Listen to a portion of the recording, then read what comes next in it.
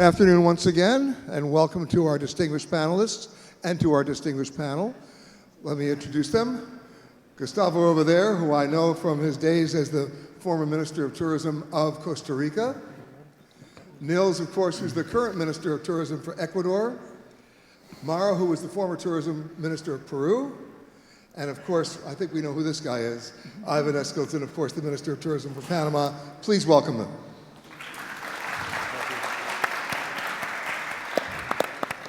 You know, listening to what you were talking about earlier, Ivan, and the world being turned upside down and inside out, we all talk about what governments did, what they didn't. As we're sitting here today, we're watching on almost a global level the mask requirements being relaxed or eliminated, testing requirements and protocols either being relaxed or eliminated, people wanting to get back out. We all heard the words pent-up demand.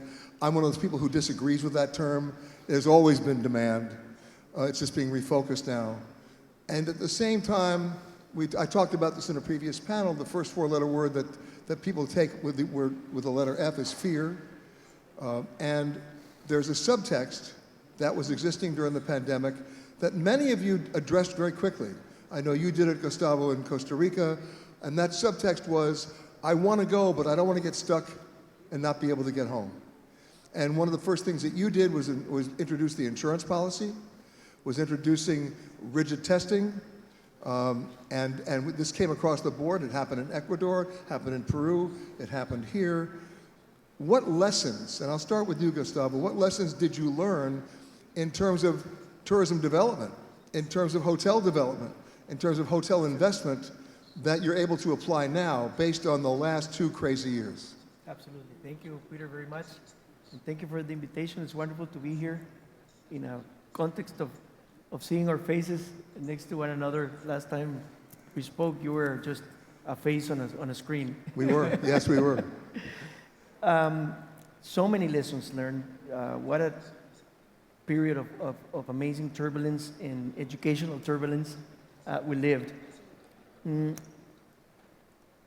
I think the main lesson, Peter, was, of course, we were in a crisis, and when you're in a crisis, you need to focus on the short-term problems that you have, and therefore, that's why we came up with the insurance policy to come into Costa Rica with a sense of, I'll be okay when I go there, but we never lost sight of the medium and long run.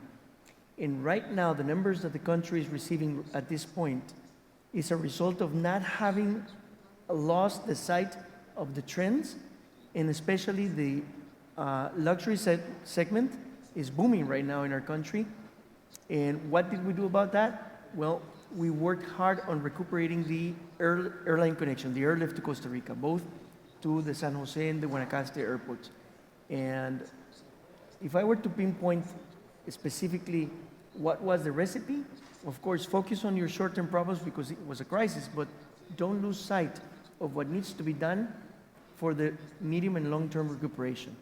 And the country enjoys good reputation in the markets, and I think we're right now reaping the benefits of that. Niels, in your estimation, and of course in your experience, you had a lockdown situation. You had a situation in which people were not allowed to go certain places. Certainly airlift dropped out. That was a big key. What do you do for your hotel owners? What do you do for your investors from a governmental perspective to let them know that there's help on the way from the long-term perspective? Because in the short-term perspective, a lot of things were in the balance. A lot of things were really on the cliff.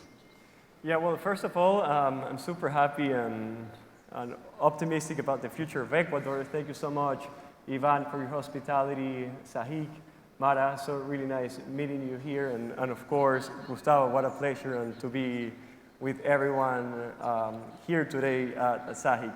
Well, I've been in the position for about 10 months now. We are a new government with President Guillermo Lasso. We began at the middle of the pandemic. So for us, we needed to focus on 3 aspects. The first one, work on the long run on the promotion of Ecuador, have a plan, have a strategy, bring investment as well, and of course, work on the connectivity of our country. But first, we needed to work on a successful vaccination campaign. So when we started, our government began, we only had about 5% of Ecuadorians vaccinated. So because with President Guillermo Lasso, we're now over 90%. From the Minister of Tourism, one of the things that we, our main objectives was to give security to travelers coming to Ecuador, and also Ecuadorians to travel all around Ecuador. So the first thing we did was to vaccinate the whole tourism industry. So we became one of the first countries in the region to have the whole tourism industry vaccinated. So our industry had was prioritized when we compared to other industries in the country as well. Also regarding connectivity, we finally signed an open skies agreement with countries such as the US.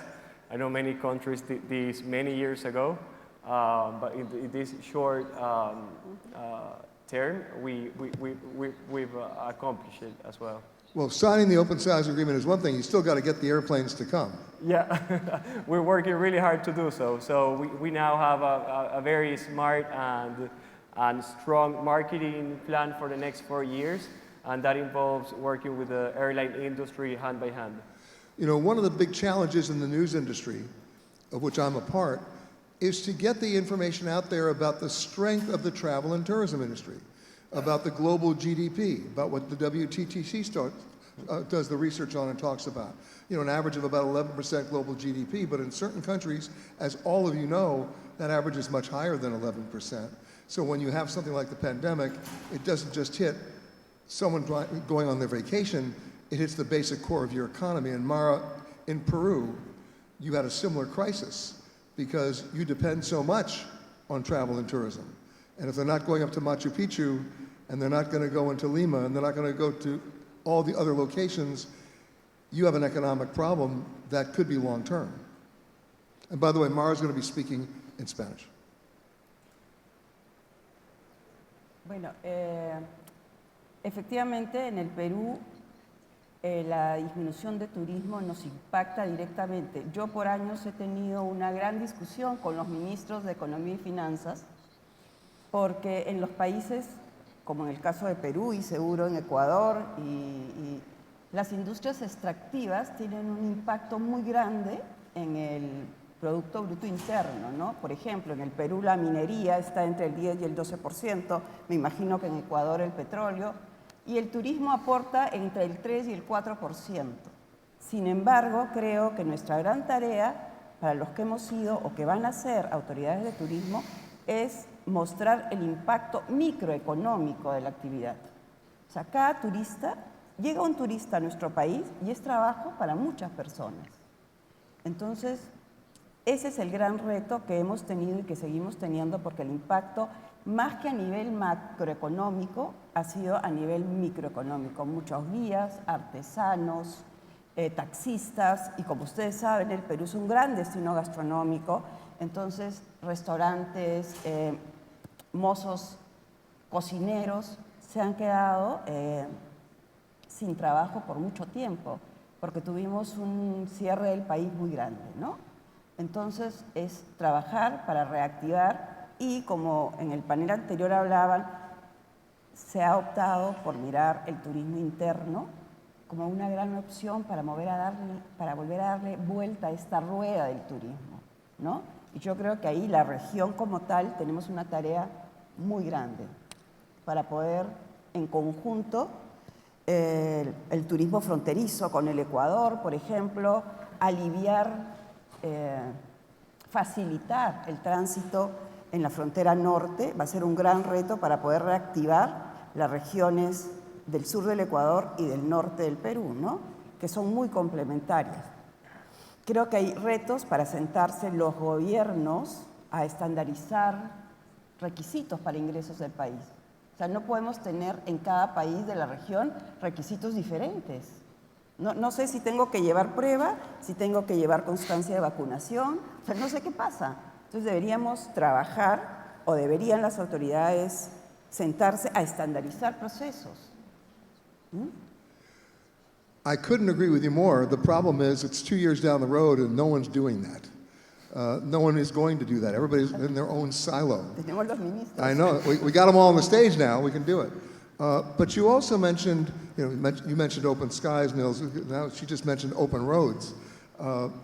There's another thing as well, because when you had the impact of COVID, what did that do, Mara, to your hotel development and your hotel investment?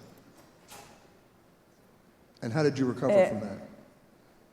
Mire, en el Perú ha seguido la inversión hotelera, pero de una manera más lenta. Se están tomando, se están yendo en pasos más lentos. El problema en el Perú hoy día no solo es la pandemia, lamentablemente hay problemas sociopolíticos que estamos enfrentando y que son peor que la pandemia en el sentido del impacto con los inversionistas. Veo inversión hotelera, sí hay, pero creo que lo hablaba con alguno de los representantes hoy, de alguna manera están yendo más despacio, pero espero que esto en el corto plazo se reactive. Creo que sí. In your situation, Ivan, you talked in one of the previous panels about how you're trying to get some new laws on the books to attract investment, to make it much more attractive in terms of tax incentives. And I'll ask the entire panel this. Mention the law that you talked about. Was it Law 180? 122. Okay, I'm only 58 off. And 80. Oh, okay, So fine. you got both. Okay, good. Explain. Okay, so similar to our colleague here, Gustavo, and again, happy to have all of you here in this great event. So we're working to try to balance the short term and the long term.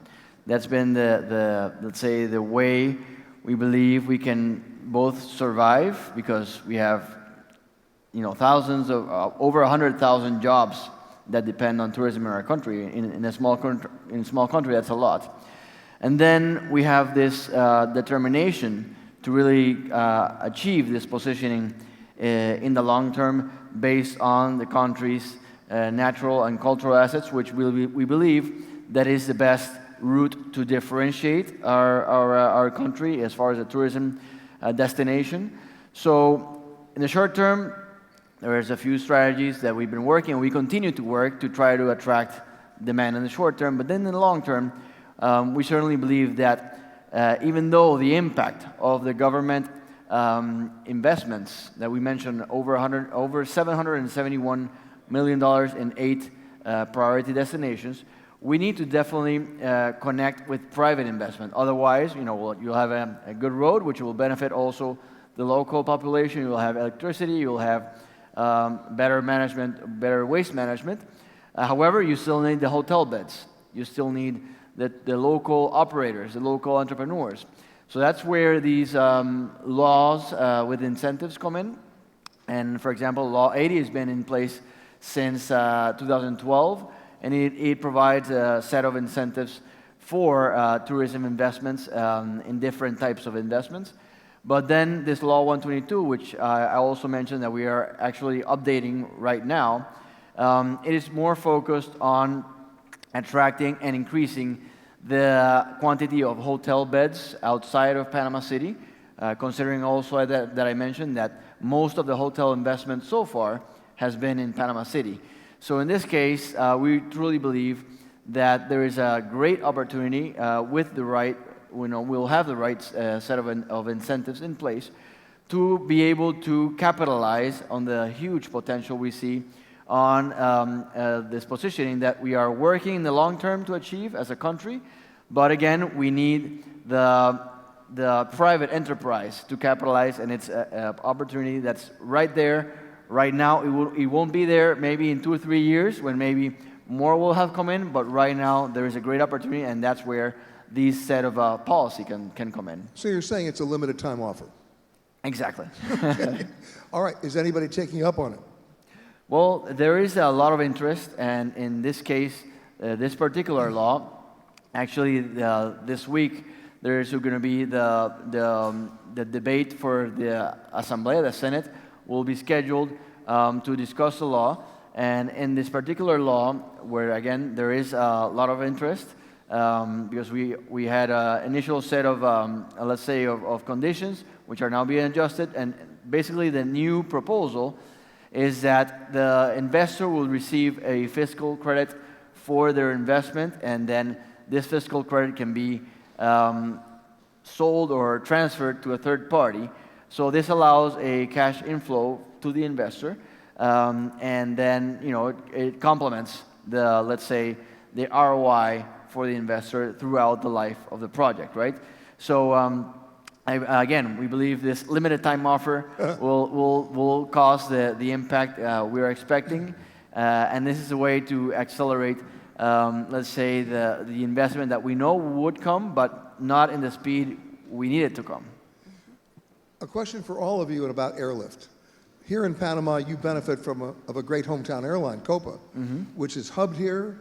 If I want to go anywhere in Central or South America, I can go from California through Panama City and then connect very easily. The other three panelists here, you don't have a hometown airline, really, right? There's no Costa Rican airline that's international. There was Ecuatoriana, but, right? And of course, not in Peru. So you're almost at the, you're almost being held hostage by other airlines. So how do you increase the airlift and allow for that increase in numbers to come in to supply those hotel beds and to supply those jobs and to supply the rest of the infrastructure? Gustavo, go ahead. Thank you, Peter.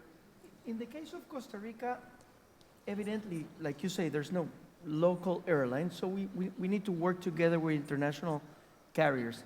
But there is an indirect relationship with the new laws that we've been working on to attract new segments that will end up filling those airline seats. And I'm going to mention very quickly 4 laws that are... Do they have numbers? Kind of new generation incentives. One is digital nomads. It's a new migratory category to attract longer stay travelers to Costa Rica. To work there. Okay. Another is the Marina law, in which now we just made legal the operation of super yachts in Costa Rica as charters. I know a number of Russians who would be interested in doing that. Well, just a thought. We'll wait until the time is right to attract them. But that is attracting a particular type of traveler, which is much more affluent, and that has a direct relationship with investment and private airlift, which, by the way, peaked last year. You bet. Yeah. Costa Rica had... How much of that, let me just interject, how much of that private airlift, and this is for everybody on the panel, is going to be short term? Well, in our case, it's the investment that is accompanying the activity of private jetting. It's not there in the short term, it's there to stay. So I mentioned digital nomads, marinas. We passed a law to give fiscal incentives to international investment in film production in Costa Rica, which again is an activity that hires longer term stays, and the ripple effect of that is much higher. And finally, a law to provide better incentives in migratory status to individual international investors. So all of this together also is part of a whole strategy to attract new travelers according to the type of traveler that Costa Rica looks to attract. And I think it's very similar of the case of Ecuador, Peru, and Panama here, that we all learn from each other's experiences, and as a region, we can do much better. So let's talk about digital nomads, because that does have a possible application in the hotel industry. We're seeing hotels pivot to offer extended stays for those digital nomads. We've seen visa requirements changing in many countries, allowing people for extended stays of up to 2 and 3 years. What incentives are you doing to attract those digital nomads to come, and then what are the hotels doing to make sure they stay at the hotels? Niels. Oh, me? All right. Yeah, so in Ecuador, same as Costa Rica, we just finished the process of having the nomad visa. So we're about to launch it in the next couple of weeks. So something very excited. We're very excited and looking forward to it. What does that visa do? What does that visa mean? Yeah, well, the nomad visa is for remote workers worldwide. So just in the States, there are 9 million remote workers. That's just in the US. So when a remote worker lives in New York, for example, it's spending about $6,000 in living expenses. And if they make a salary, if they have a salary of $10,000, that means they're making $4,000 roughly So if we get these remote workers to come and live in Ecuador, work from Ecuador remotely, they can live by the beach, watching the whales, the humpback whales, going diving, and just spending about $1,200 per month. So that means the nomad visa becomes automatically richer, or they have more money to. And how long is the visa good for? It's going to be for 2 years. It is for 2 years because it's now we have already the rules and are already set up. Now we are in the testing process. That's just going to take a couple of weeks till we do the official launch.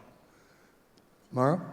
Mira, en la primera parte de la pregunta respecto a las líneas aéreas de los países, yo creo que es justo de parte, por lo menos en mi experiencia personal durante mi trabajo en el turismo, reconocer el rol, si bien es cierto el Perú no tiene una línea peruana propia, el rol que han cumplido LAN en su momento, ahora LATAM, Avianca, TACA en su momento, porque Lima se convirtió en un hub en Sudamérica.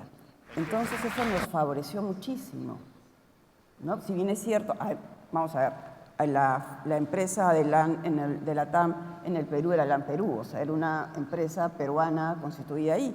Eso por un lado, se trabajó mucho también en aumentar las frecuencias aéreas, esa era la primera parte. En el Perú hace 20 años hemos sido los pioneros de la creación del impuesto para la promoción turística. El Fondo de Promoción de Turismo del Perú este año cumple 20 años y eso nos permitió trabajar mucho con el sector privado para poder implementar las grandes campañas de promoción que permitieron el crecimiento del turismo en el Perú. Hace 20 años nadie hablaba de este tipo de cosas. Entonces, tenemos un recorrido largo como país. El tema de la visa digital, no sé si se está trabajando. La visa del nómada digital me parece súper interesante. El Perú tiene muchos lugares propicios porque contra lo que nosotros creíamos hace 20 años, somos también un destino de sol y playa con Máncora y todas las playas del norte del Perú y esto, ¿no? Pero en fin, entonces lo que les quería decir es, yo creo que los gobiernos han venido haciendo cosas muy importantes para apoyar al sector privado y creo que es el momento hoy, más que nunca, de generar condiciones para que todo lo que ha pasado los últimos 2 años, o sea, si bien es cierto el turismo es un sector muy resiliente, también los dueños, los inversores tienen un techo donde llegar. Ahora viene el tema de la guerra, la incertidumbre con el alza de precio del combustible. Entonces, nuevamente, hay que mirarnos como región. Hay que mirarnos. Nosotros tuvimos el año 2008 y 2009 una experiencia muy interesante que contarles. Como decía Gustavo, en ese momento el 2007 comenzamos con acciones muy tácticas sin perder el largo plazo, ¿no? Y el turismo regional nos salvó, o sea, el turismo regional quiero decir, del Latinoamérica, nos salvó. Fuimos uno de los pocos países que no decreció en turismo porque nos anticipamos a trabajar dentro de la región. Es por eso que desde esta plataforma los animo. Yo ya no soy una autoridad de turismo, pero tengo una experiencia exitosa en ese tema del trabajo del turismo regional, a trabajar juntos, a trabajar unidos, cielos abiertos, carreteras abiertas, relajar requisitos para poder movernos como región. Los grandes emisores están lejos de la región, ¿no? So here's my question, and I go to Gustavo and Ivan on this. This digital nomad visa sounds such like a great deal. When you look at quality of life, cost of living, economic driver, got it all. What happens if you get some long-term thinking of this? What happens in 2 years when the visa's up and I don't want to go home? Then they need to migrate into a new category. They become investors. Well, no, you know? fugitive from justice. But that brings up the point, and you know, of the standardization that Mara was talking about before. You are all in the region, more or less. You are all neighbors, more or less. You have the same challenges, more or less. Have you gotten together as a region to be able to negotiate a better airlift deal? Have you gotten together as a region to negotiate better tax incentive deals? Because so much of the world looks at you as a region and not necessarily as an independent country. Ivan? Well, we have actually gotten together as a region several times. With Niels, we had an opportunity to share a month ago. There are several things that we can work together as a region, and we should collaborate. I think that's also part of the future. There are other things that certainly are very different from one place or another. So as far as airlift is concerned, each of the individual airlines will probably analyze each individual market and each individual route and the feasibility of it and the demand of it as a particular focus, right? But then there's a lot of experiences that we certainly can share with each other, and we have so many common commonalities between countries in Latin America that we certainly believe that this is something that we should definitely do. About what we did last month, for example, we had this event, Adventure Next Latin America, in Gamboa, another of the Burn hotels and resorts, the other side or like an hour from here, 45 minutes from here, right in the middle of the Panama Canal. And in this event, we held a roundtable with the ministers of tourism of the region, and the outcome of this roundtable was this declaration on the transformation for the tourism of the future. But in concrete terms, it meant the commitment to share experiences, which we not only shared in this roundtable together, but also we committed to continue sharing. And actually, we are actually receiving an invitation soon to another event with this Adventure Travel and Trade Association to continue sharing, because there was actually, let's say, one of the takeaways from all those that participated was that we do need to share these experiences. And even though traditionally people, maybe there was this, let's say, more of a selfish attitude that, you are my competition, I'm not only going to share this part of the information because otherwise you'll steal my idea. I think now, ideas are always out there. I think if we share with each other, there's actually more that we can all gain than with this selfish idea individually, right? So collaboration is key. I'm certain also that doors open between each other, and also with the idea of multi-destination itineraries, especially within our small countries. We've actually been talking about cruise ship multi-destination itineraries with Gustavo, and also as far as expedition cruises with Ecuador and Colombia. So yes, many ways we can collaborate, and that is certainly the way forward. One of the things you talked about earlier, Ivan, of course, is how do you work with the private sector? How do you now incentivize them? Forgetting just the laws, how do you actually have the conversations with them so they understand what the real challenges are post-pandemic? Because they certainly understood what the challenges were during the pandemic. So Niels, what do you think about that? So from our experience in Ecuador, I've realized that everything that we do, it has to go hand in hand with the private sector. So our mission as the Minister of Tourism is for the private sector in Ecuador to have stronger ties with the international trade. So when we participate in all of the travel shows that we're going to be participating this year, it's going to be bringing the private sector for them to create a stronger relationship with the international trade. And it's the same with the marketing plan that we've worked in Ecuador and all of the actions that we're doing in our minister.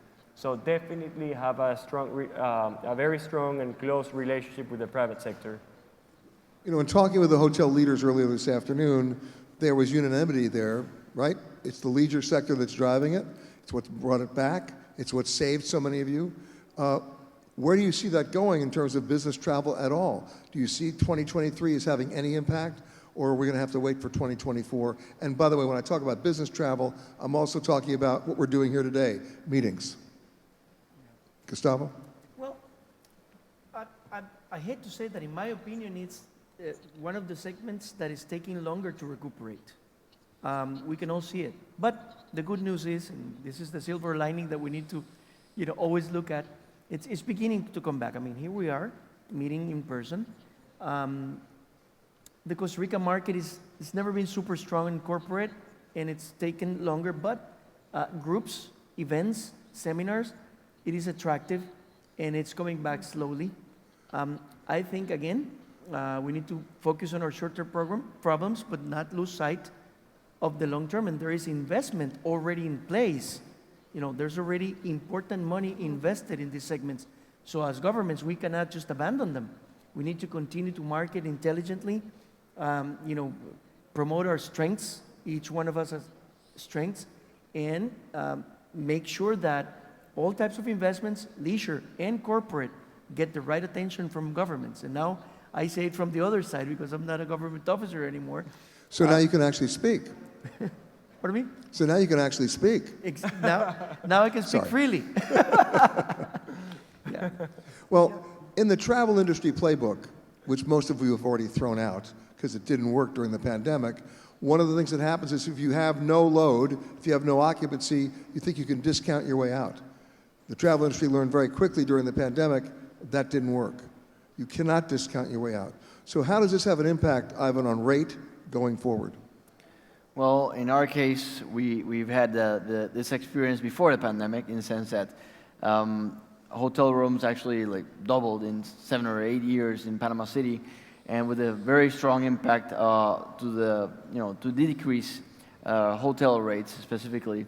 So that was before the pandemic, and now obviously the pandemic has affected it even more. So we have learned it the hard way that let's say lowering rates is usually a strategy that is difficult to come out of. It's easy to lower them, not as easy to increase them again.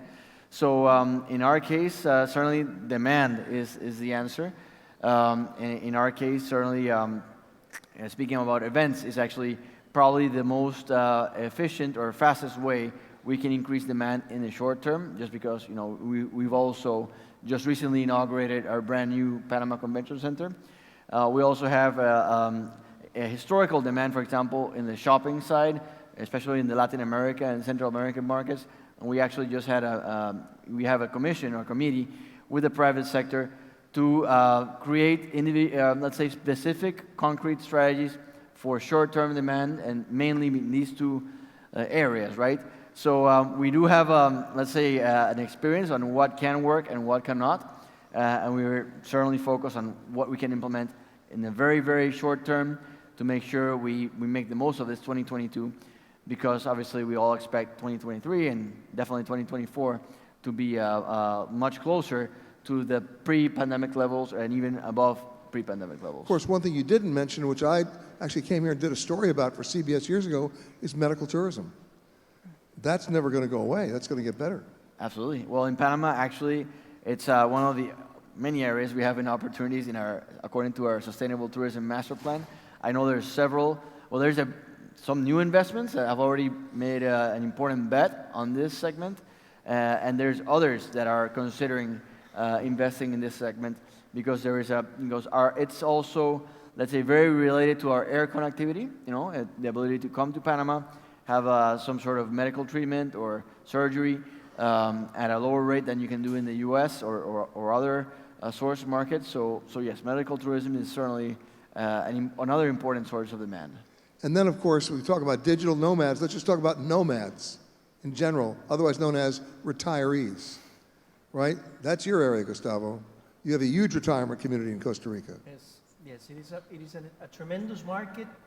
Again, the proximity to the interesting markets that we have, the air connectivity with them. So these are people that can come to Costa Rica, retire in diverse, good climate areas without losing the ability to see their families back at home within a 2 or 3 hour flight. And there's a new law in place, again, there's always has to be laws to incentivize this. There's a new law in place that provides for fiscal incentives for investments on this particular segment. In the last couple of minutes we have left, I want to go through everybody here one more time. As you begin to move out of the pandemic into a management of the virus as opposed to an eradication of it, which I think we all realize is not going to be a reality, we're just going to have to manage through this. And as you do manage through it, what's your biggest challenge? And I'll start with you, Gustavo, and we'll come all the way through here. What's your biggest challenge in terms of attracting investment, managing investment, and then delivering on the investment? Okay. Well, I'll mention three. One is not always are all the government agencies related to investment aligned. You know, some of us do our job, well done, but then when the investment comes and they need to get a permit on the Environment Ministry or a permit on the Health Ministry, then they don't get the same speed and reaction that we offered when we were attracting the investment. So that's one challenge. Another one is how do we ensure long-term consistency in the country image? Because investments is there for the long term, not for 2 years. In some of our countries, we get a pressure to change the country image or change the campaign every 2 or 3 years, sometimes with the government changes as well. So how do we ensure long-term stability of the message as a destination? And third, which is what I'm doing right now from the private sector, is how do we ensure a good level of professionalism in operating the investments that are in place? You know, how do we use technology to the current needs of the traveler? Because the needs change in time. How do we use technology to provide better service without losing the human touch that in the end we need to provide? So making sure that the investments are correctly managed, well run, is also very important to the long-term profitability of investments. Niels? Well, I agree with Gustavo. In Ecuador, what we're doing to solve those challenges are, for instance, having well, right now we work in a marketing plan for 4 years. We're working a new country brand that Ecuador hasn't had for many years, unfortunately. But we're very excited what's coming in the future. We're also giving the security to investors to come and invest in Ecuador with a one-stop shop. So anyone in the tourism industry who wants to invest in Ecuador, they contact the Minister of Tourism, and we go hand in hand to solve every single issue to make the experience seamless. Mara? Mira, en el Perú tenemos instalada la ventanilla única, pero el gran reto de las autoridades de turismo ha sido una parte de lo que decía Gustavo, cómo hacemos que esa transversalidad que tiene el sector fluya. O sea, quiero decir, desde el ministerio no hacemos carreteras, desde el ministerio no autorizamos la facilitación. O sea, el Departamento de Migraciones tiene que actuar rápido, el Ministerio de Transporte dar las autorizaciones a las líneas aéreas, el Ministerio de Economía y Finanzas los temas de los impuestos, ¿no? Incentivos tributarios. Entonces, ese es un reto muy grande que creo que tenemos todos los países, ¿no? Hacer entender primero que el sector de turismo es estratégico, pero a la vez necesita que se articule y que funcione en los otros sectores.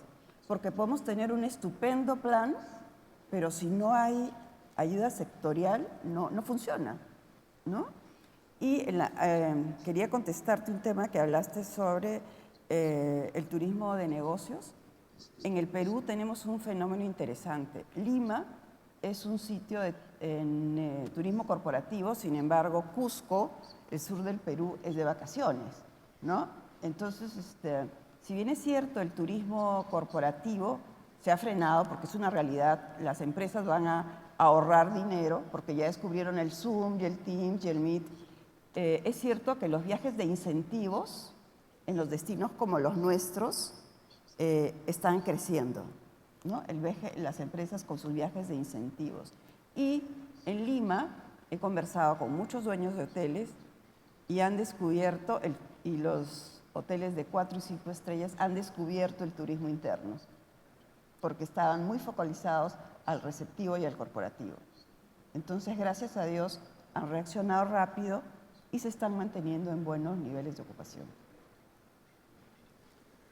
To Mara's point about talking about one ministry not talking to the other, not talking to the other, there's only one person who can talk to those ministries. That would be the president.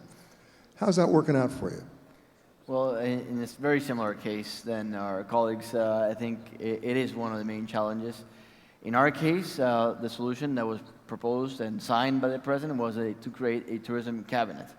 In this case, initially more focused on the needs for infrastructure, which I mentioned several times, that it's now proposed or driven forward a large amount of investment, at least proportionally speaking, for us.